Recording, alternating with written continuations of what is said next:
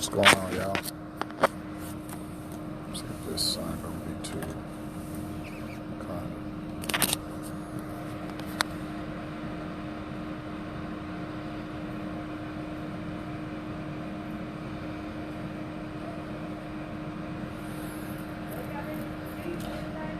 Decided to give you guys a quick check-in. Praying that you all are well. Praying that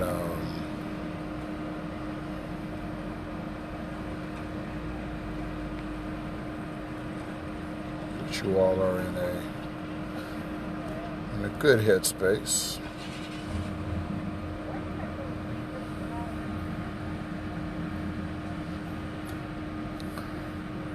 Sitting out here enjoying a little bit of sun while I can. While going over one of my materials for one of my assignments, and the question kept ringing in my head space as to what is God like. And I know for many of us, the way that we view God. Hey, Tanya. Hey, Monica. The way that many of us view God, our view, often is based on how we've been treated by people who claim to have a direct contact with God. And I know for a lot of us, we find ourselves in a place where we have been, if somebody's calling, they're going to have to call me back. For a lot of us, this hurt still, we still carry this hurt. To the extreme that some of us have abandoned God altogether, but yet we profess to be spiritual. And any acknowledgments that we do have of God, we usually confine it to, yeah, there's a creator. Broderick, Tremaine, what's up, cousin? But the question I have for you guys is, even if you only view God as creator only, what type of impact or influence does it have on the way you treat people? Because one of the things I've learned, guys, is we can't have God without people. Now, if you prescribe to another religious worldview or philosophical worldview, this may not necessarily apply to your ideologies. And I say this respectfully. It may not apply to your ideologies. But if you're one who acknowledges that there is one creator, various names, we cannot have the creator without people. And one of the things that comes up often, usually the thing that qualifies whether one is authentic in their religious view or belief, is how they treat people. Now, I can have all this head knowledge. Hey, Paula. Thank you. Hey, Ange.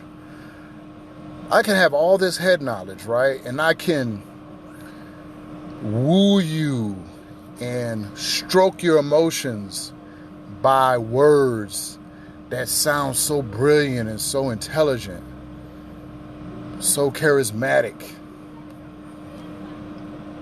But if you look at my life in the way I treat people, then you would ask yourself, you will question whether or not I am authentic. You will question whether or not am I the real deal, as you should. So one of the things, guys, I want to remind you all during this season, especially now that some of you are forced to be confined around people, specifically family, that you really don't care to be around for an extended period of time. But now the way the shutdown has been set up, now you have to be face to face with people that you really don't care for, you really don't like. What's up, Matthew? Matt Storm, Cecil, what's up, brother? And now you find yourself like extremely irritable. You find yourself even applying social distancing in your home. But one of the things, I read something yesterday, I want to share this with you guys. Social distancing need not mean social isolation. I'm going to say that again. Hey, Tanya.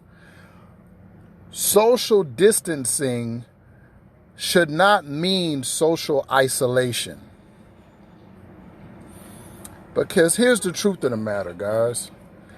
The very thing that you don't like about people, if you would take just a moment and quiet the noise, the very thing you don't like about people is the very thing you don't like about yourself. Let's say that again.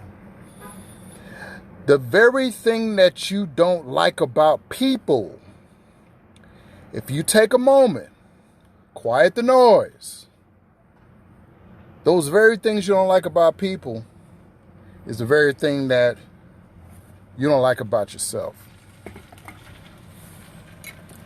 And now you're in a season where you're having to do two things. One, be in close proximity with people that remind you of yourself. Let's say that again. Now you find yourself in close proximity with people that remind you of yourself in the things that you don't like about you. I didn't plan on going this direction, but we're going to ride with it. Two, this social distancing has put you in a place now where you have to deal with the things about yourself that you don't like about you. And the busyness of life has provided you with the luxury of escaping yourself and escaping people that remind you of yourself.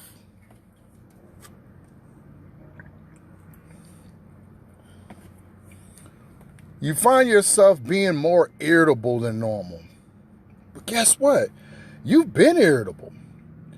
You just have found a way to cope with your irritability, being busy with work, being busy, hey Angel, being busy with school, being busy with working out, Darren Jones. That is, provide you with an outlet to not deal with the things that you really don't want to deal with when it comes to yourself. So you have an outlet. Now that these outlets have been removed temporarily, now you're faced with the person that you've been looking for all along, and that is yourself.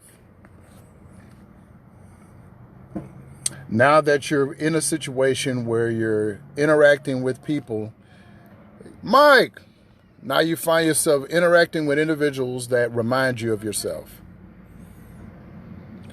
It's not that they get on your nerves.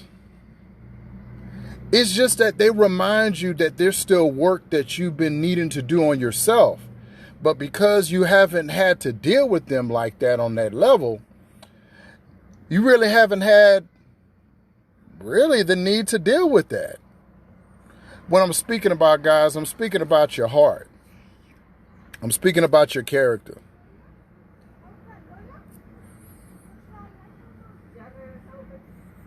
Some of you, and I've heard you say it, some of you have had the audacity to say that you don't have any patience with people. And it's not that you don't have patience with people. See, people is not the problem, guys. People is not the problem. I'm gonna tell myself so I don't want you guys to think I'm picking on you. People are not the problem. I'm the problem. Because I suck at managing and socializing and interacting with people that may not share my worldview, doesn't make them the problem. It just means that I suck at dealing with difficult people. I haven't learned the skills. I haven't necessarily acquired the necessary skills to deal with individuals that are difficult to deal with. I haven't acquired the skills. So I suck at it. But I won't say I suck. I'm going to say it's your fault. I'm going to say you the problem.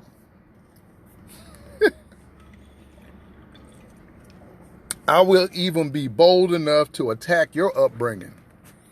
I will even be bold enough to attack your religious worldview. Because you're the problem, not me. So now that we are socially distancing, some of us have been caught in the drift of socially isolating ourselves. And I know for the introvert, that's music to your ears. Social isolation. But guess what, introverts? You are not off the hook neither. Because you still have things about yourself that you still need to deal with you. One of the benefits, introverts, that you guys have is that you guys are not necessarily easily distracted by people because you don't really do people like that. You're your own best company. You don't really have to deal with people. But when you do find yourself dealing with people for an extended period of time, they begin to remind you of some things that you need to deal with on yourself.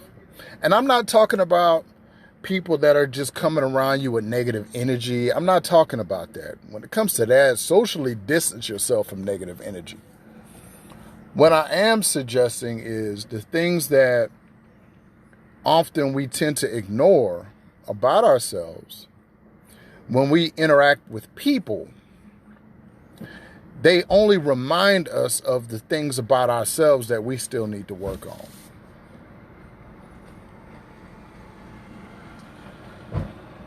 So again, social isolation is not the same as social distancing. They're not the same. So I want to encourage you guys. Yes, you're right, Paula. Self-reflection. Not only a self-reflection, if I can add this, being brutally honest with myself in my social reflection. Because you see, for years, I used to lie to myself. But one of the things about the mirror, and ladies, this is where you guys have an advantage. The mirror reminds me of what I need to correct. But for ladies, you guys run to the mirror because you want to make sure that everything is in place and everything is in order. So you guys even carry a mirror around. Men, on the other hand, we may look in the mirror when we're brushing our teeth. So we don't use the mirror as you guys do, sisters, ladies. But we cannot correct and make the necessary improvements without the mirror. And we should welcome the mirror. And I know it might sting, taking that hard look at self.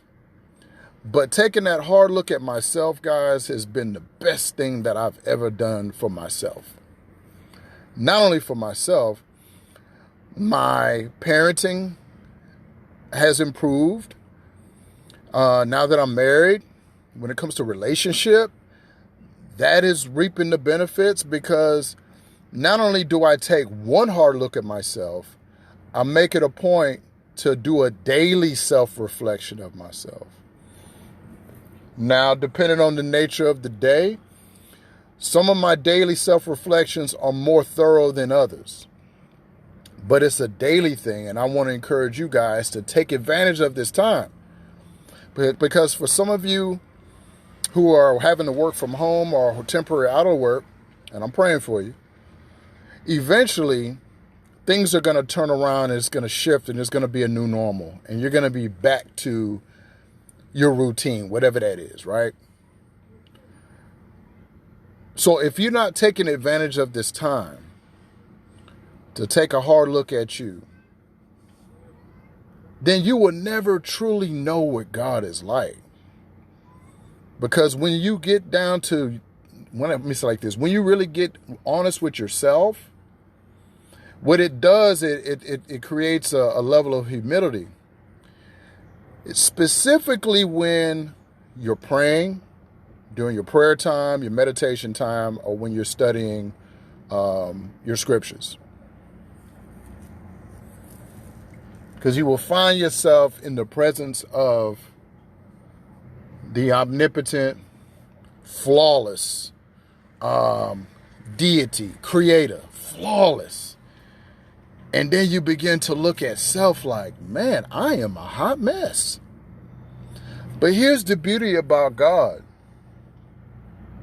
In all of God's essence and my character defects, God does not make me feel bad about my imperfections.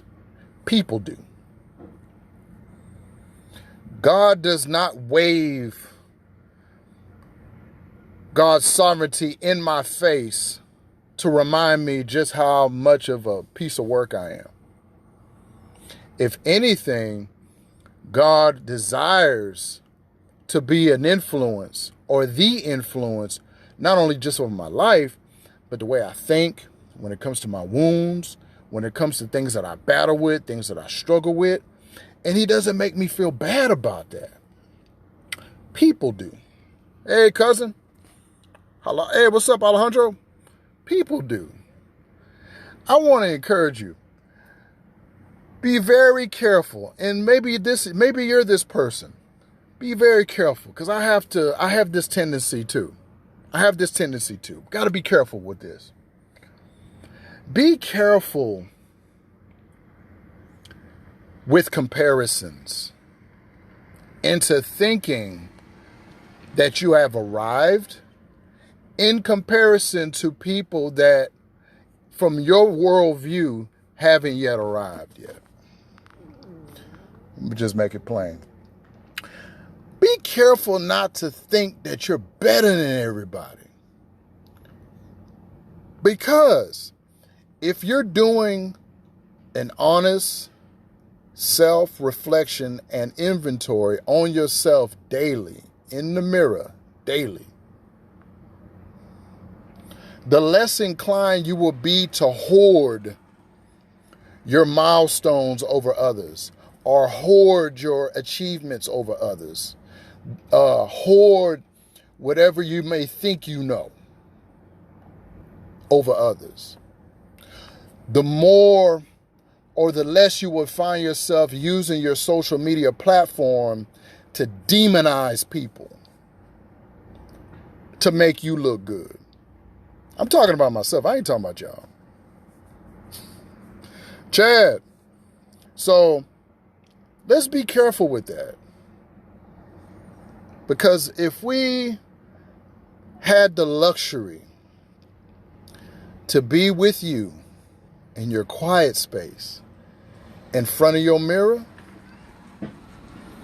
we will discover that you're no different than us.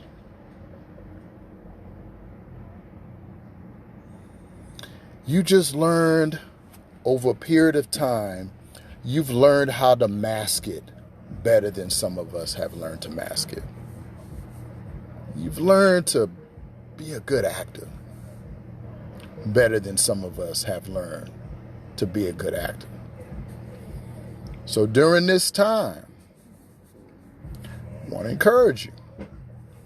Let's learn to treat people better, guys. And I know there's some people in my life that's God is working with me. He's working with me. But before I'm so quick to point the finger at them, I have to first look at what is it for me to learn about myself? What is this teaching me about me? Because it's not that they are stupid or they are ignorant or they need to get it together or they need to figure it out or they should have some common sense. All of those things that are spewed out is a mere reflection of how I feel about myself. We got to be careful. And one thing my pastor had shared with me about people and agendas, that there's people that see, there's people that try to figure, they'll try to figure me out, try to read me, right? But then there's people who are looking for something in me. Because, in other words, they have agendas, right? Yeah, you're right. Yeah, Paula, man, yeah. But then you have individuals that can see through me. Now, here's the thing about people that can see through me. People that can see through me. Hey, Brianna. People that can see through me, they don't have an agenda for me. And guess what else about people that can see through me? I can't fool them. Because the very things that I'm trying to parade or flaunt, they've been there and done that. But guess what else about people that can see through me? Even in my foolishness, they can still love me. And guess what? This is my experience on what God is like. God is willing to love me through my stuff. Not only helping me to love me through my stuff, but to help me to love other people through their stuff. Oh, that hurt. Yes, every situation is a learning experience, Paula. One of the things, just that in and of itself is a mouthful. Here's the kicker about learning experiences. Not only to teach me about what's wrong with you and how you need to get it together, but it's to teach me about myself and how I need to get it together. Does that kind of make sense? Because I would take learning experiences, but everything was directed external in terms of how people need to change or how people should think and how people should act. How people should, you know what I'm saying? How people should. Not what Darren should. Not what Darren needs to do. Not how Darren needs to act. Not what Darren needs to fix. You. Or how do we say? Y'all. But anyway, guys, I just wanted to just hop on just for a minute and, just kind of give us something to think about during the season. And it is a season, guys. And I just want to encourage you guys to stay focused, be encouraged, and to just take some time of reflection and just learn to be honest with yourself. Because when it comes to being honest with self, whether you're sick, crazy, or thrown off, that's okay. Because guess what? I'm sick. Eric, what's up, brother? Because I'm sick. What's up, Aunt? Oh, that's Everett. I thought you was my other brother, man. What's up, Everett? Hey, Tangela. Because I'm sick. And that's okay.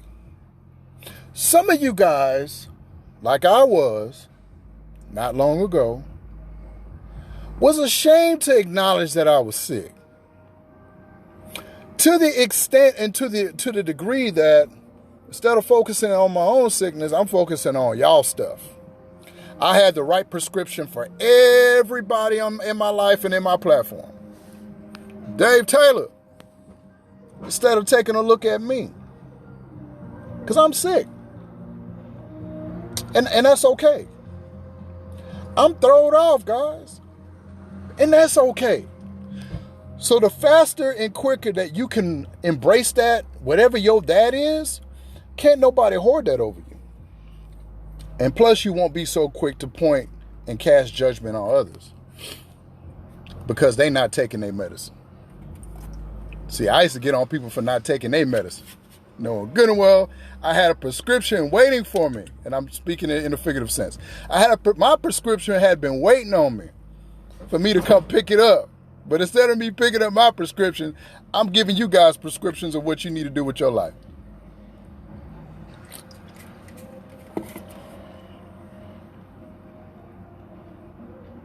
Exactly, Everett.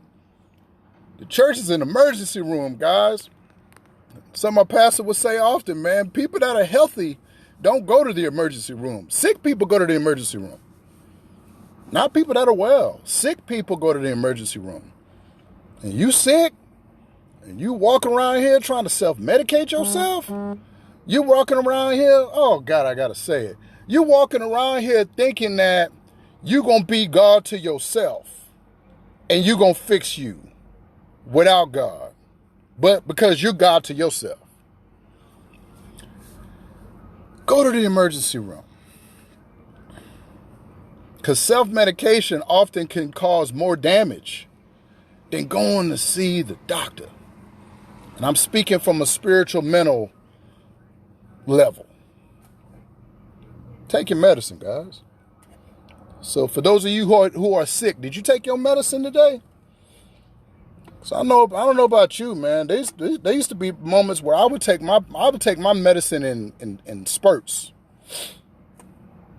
because it didn't taste good.